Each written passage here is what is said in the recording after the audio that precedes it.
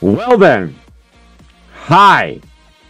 I apologize on behalf of both YouTube and myself. It would seem last weekend, the weekend I went to Furry Fiesta, I uploaded a video for Friday. Just a short one with the intent to run a live event at the convention. The video got stuck in processing, and I couldn't get a stable connection to stream, at all. Then, after I got back, all hell was breaking loose, and I had no time to make a video for last Friday. But we're back, I promise, and we have ideas. Having said that, for those that came back by the Sensual Survival booth to say hello, thank you so much. It was so much fun. Anyway, thanks for coming by to see me. You were all fucking amazing and sweet. I love you all. I got so many stickers, so happy. Anyway, I hope to have everything figured out for next year so we can actually do all of this as a live stream. If I have to stream from my fucking phone, I'll get it posted one way or the other. For now, though, we're revisiting a supposed evidence for God using E equals MC God or something. I don't know. Christian maths never seem to fucking add up.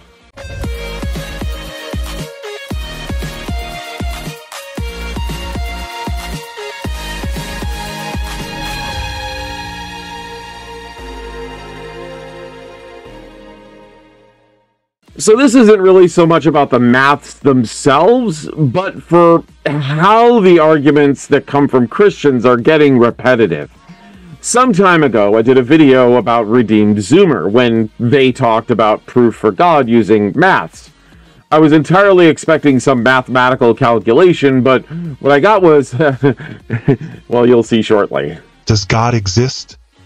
Nope! Well, that was fast. A lot of people think there's no reason to believe in God, especially since science explains so much of the world around us. And yeah, science is amazing. It helps us understand how nature works. But science can only deal with the natural world. Yeah, science explains a lot. It's called discovery. We see and find new things. The only thing we experience is the natural world. We have not seen evidence of a supernatural world. Sure, you'll have charlatans parading around claiming they talk to the spirit world, but that kind of thing has always been debunked. Anyway, let's get on to the meat of this video. When people talk about God, they usually mean a supernatural mind, one that knows everything, is everywhere, and can do anything. But what does that have to do with math? Yeah, that's kind of what we're here to see. So, get on with it already, please. Well, math is about numbers, and how numbers relate to each other. Thank you, Captain Obvious! But think about it. Where do we even find math? We don't see it or touch it or taste it. We only understand math by thinking about it. You can't see, taste, or touch words either. I mean, what's the flavor of a bread? What does fluffy sound like? Can you show me a box filled with, say, anger? We're already starting off with a category error. I'm just playing around with it. I don't have much hope for this guy's line of thinking. Math explains the universe. Everything from counting to the motion of planets to the atoms inside you, there's math behind it. No, maths don't explain the universe. That's a deceptive way to say it. We explained how things in the universe work using maths. Calculating orbital mechanics, how bright a star is, how far away it is, all down to calculating a single wavelength of light, or how many times we've cut away to show this video before he gets to a fucking point. Stop getting hysterical, fatty! Sorry. We've already watched this whole thing, and I know he just keeps going around and around to set this up. So how can something that exists only in our minds also describe the entire physical world? See what I mean? Touché. Again, maths is a concept, a tool. No real difference between maths and words in that sense. They just describe different things. As concepts, the way we use maths is to simply allow us to describe what is happening naturally in the universe so we can have a better understanding and make predictions based on the things that will happen. There are two options. Either math is something we made up to describe what we see, Or math was already there, controlling the universe, and we just discovered it. And if math was already there, then maybe its source isn't natural. This all depends on the way you want to look at it. The forces that control the universe were already there, and we created a system of numbers to describe it. And in our case, we could use several different ways to do it. The most common starts with a base 10 number system, but this is still a flawed system. Why? Because base 10 sucks. Yeah, I said it. Sue me. Base 12 is superior to base 10. And like I said the last time we did maths, base 12 is used in today's day. How many inches are in a foot? 12. How many feet in a yard? 1/4 of 12. How many hours in a day? 2 times 12. How many minutes in an hour? 5 times 12.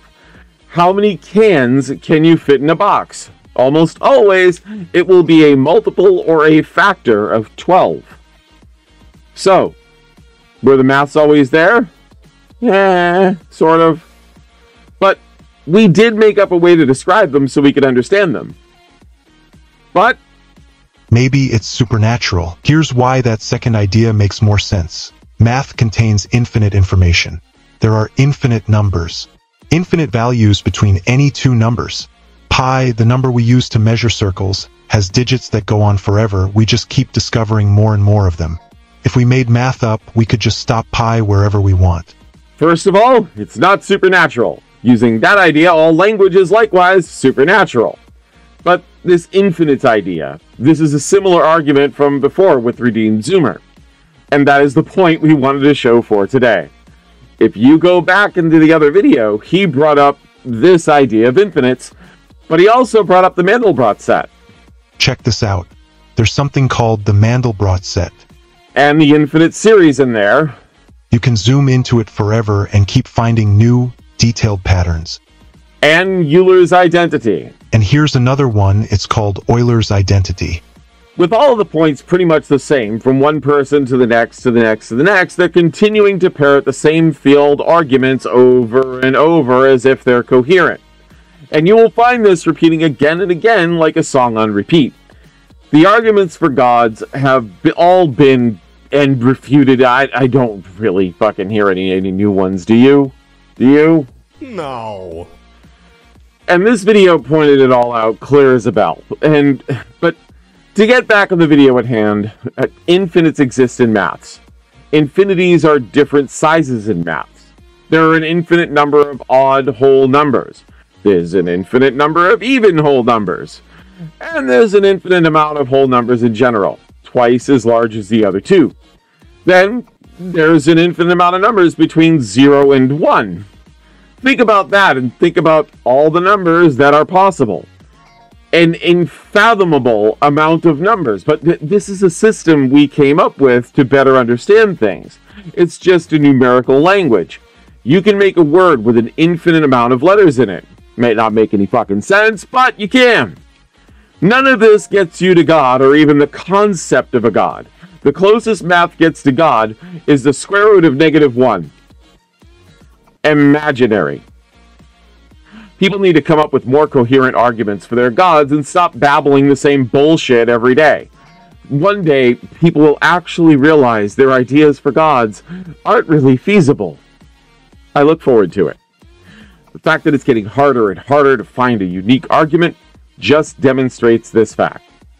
For now, I am Corsi, and this is the Fluffy Atheist. Hit those like and subscribe buttons, and remember, if you faith around, I'll help you find out what your Bible, or in this case your math textbook, really says.